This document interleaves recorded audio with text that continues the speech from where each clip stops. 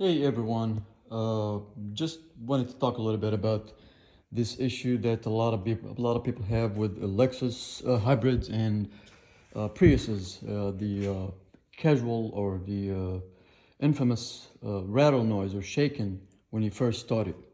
Even sometimes, you'll have a misfire, you'll have just random shaking when you're driving. You know what I'm talking about if you have one of those. So I'm a car dealer and I work on cars as well. So I've done this quite a few times, whether it's a Prius or a Lexus. This is the Lexus CT, and it was really, really, really bad. This is the worst I've ever seen. And so I've taken the intake manifold out, taken the throttle body out, and it was just full of oil. There's a pool of oil, which is normal actually for a lot of these. So I've cleaned all of that. I replaced the intake with a there's a revision on these, so you may want to buy it from Lexus. Don't buy aftermarket crap. And so I've replaced that. I've replaced the PCV, which is right under it. It's pretty cheap. This one was about 250, and then the PCV is like 20 bucks. Replaced all of that. Made sure my spark plugs look good. There's no water in there in the pores, and then it's gotten much better, like 80% better. So I decided to remove the EGR, even though I cleaned the EGR pipe when I did the intake. And so when I removed it,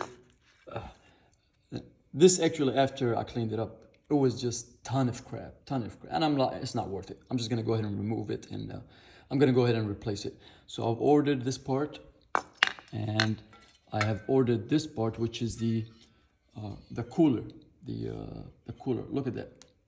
I mean, you probably can't see the inside, but it's just full of crap.